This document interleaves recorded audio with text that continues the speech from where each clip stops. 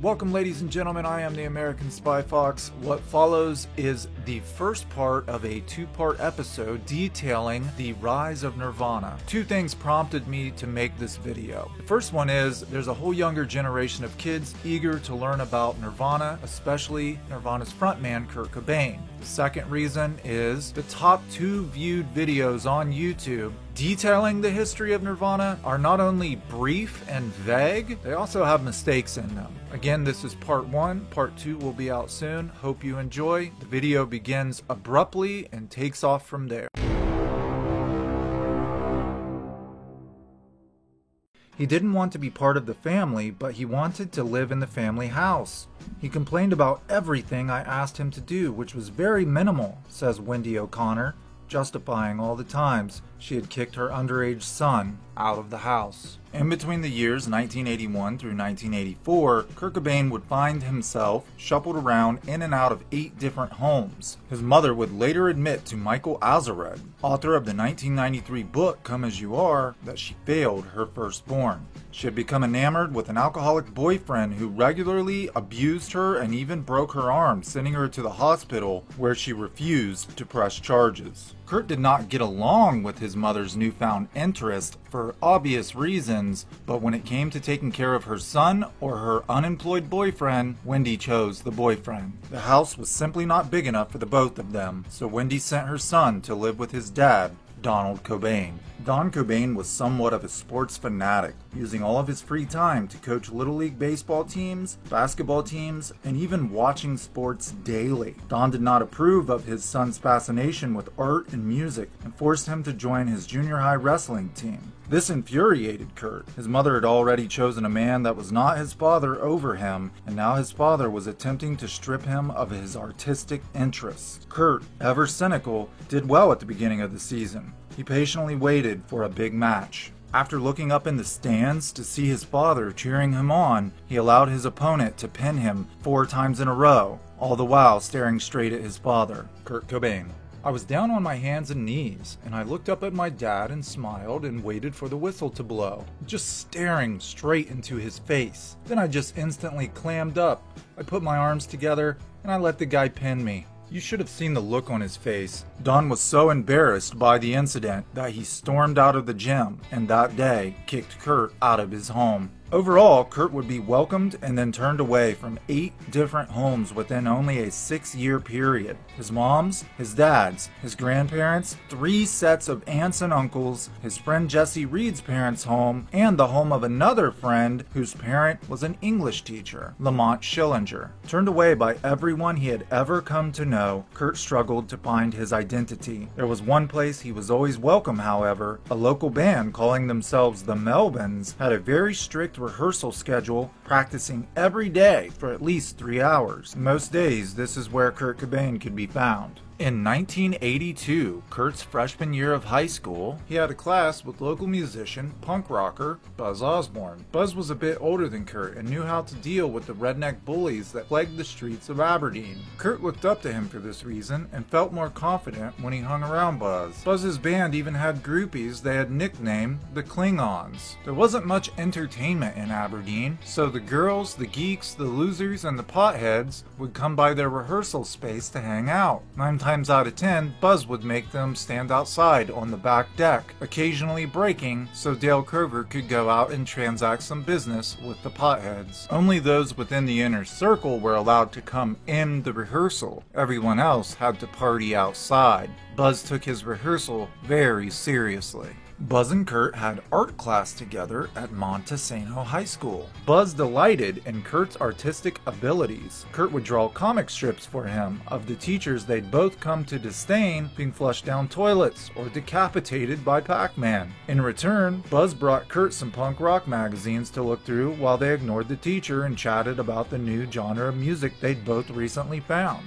punk rock. Kurt recalls the very first punk rock book Buzz gave him, a fanzine detailing the exploits of the famous UK punk band, the Sex Pistols. The Melvins took more from bands such as Led Zeppelin and Black Sabbath, but punk rock's do-it-yourself attitude was something Kurt and Buzz could really relate to. I'm just really glad I was able to find punk rock when I did. It was really a godsend. It helped shape who I am and my values. Kurt Cobain. By 1984, Kurt had made it from the back porch into the audition room. Kurt would later recall to Michael Azerrad during the writing of his book Come As You Are, published in 1993, how nervous he was at that audition. He'd never been in a band before, never played live in front of anyone before, and he was so nervous he nearly threw up. Kurt Cobain. I totally botched it. I was so nervous that I forgot all the songs. I literally couldn't play a note. I just stood there with my guitar and played feedback with a blushed face. The band was cool about it though. They understood that Kurt was young, he had never played a live performance before, and continued to allow him to jam with them, although he would never officially become a Melvin. Also that year, in 1984, when Kurt was 17 years old and Buzz was 20, Buzz, along with fellow Melvin bassist Matthew Lukin, who Kurt had met while riding the bench playing Babe Ruth Little League Baseball, drove Kurt to Seattle where he would see his first live punk rock show. Black Flag, fronted by the man himself, Henry Rollins, was playing at the Mountaineer Club while out on their Slip It In tour. This experience opened up a whole new world to Kurt, unlike anything he had experienced on the dampened, muddy streets of Aberdeen. Kurt was no longer afraid to leave Grays Harbor County to go to the big city, and thus began an obsession with traveling nearly every weekend to see a new band, either in Olympia, Seattle, or Tacoma. At this time, Wendy Cobain allowed her son to return home. However, it was short-lived. It took months of being on the phone, crying every night, trying to talk her into letting me live with her. Kurt took the Melvins' daily work ethic and made it a part of his own routine. He practiced for hours every day and never missed a Melvins rehearsal either. Kurt returned home one day after a Melvins rehearsal to find all of his stuff packed in boxes on the dining room floor.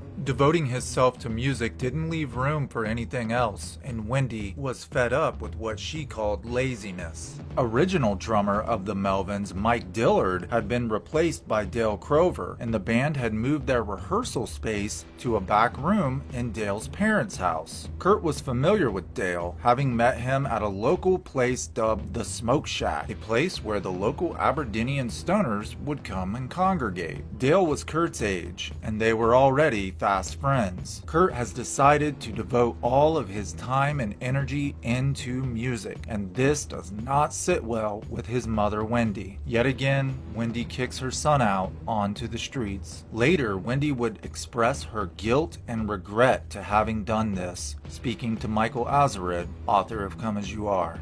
Anyone in Aberdeen who either played music or smoked pot started hanging out at Dale Crover's parents' house. Kurt goes and stays with Dale for a short period of time, and then with Buzz for a short period of time. Dale recalls those times. Dale Crover, all there was to do in Aberdeen was drink beer, smoke pot, and worship Satan. For the kids in Aberdeen at this time, it's an ongoing joke to say that you worshipped Satan. Aberdeen is full of what Dale and Kurt refer to as conservative rednecks who think all the kids are going crazy. They're actually not going crazy, they're creating a new genre of music. A similar quote would end up on the back of a Nirvana t-shirt. Not long after the failed edition, Kurt wanted to prove to himself and to everyone else that he really could write good songs. Isolated, alone in his room, he records himself for the first time with a regular tape deck, just vocals and guitar. Matt Lukin of the Melvins tells us about it.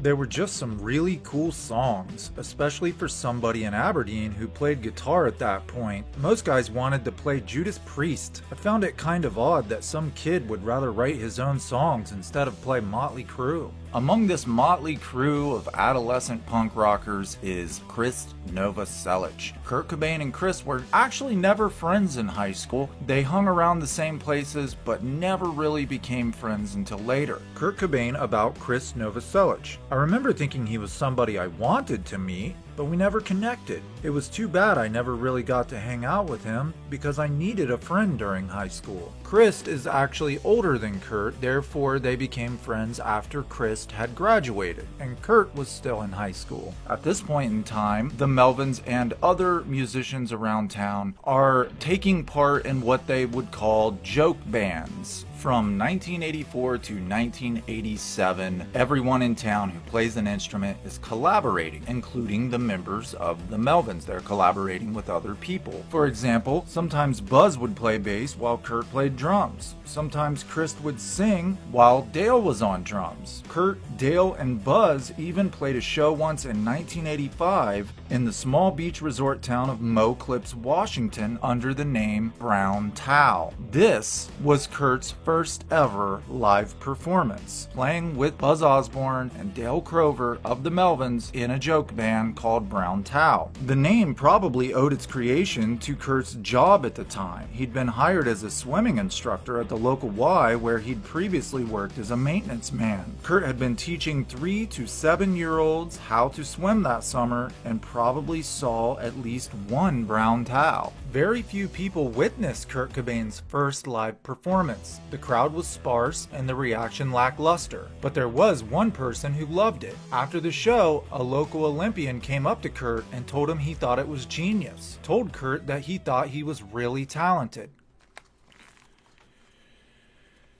His name was Dylan Carlson.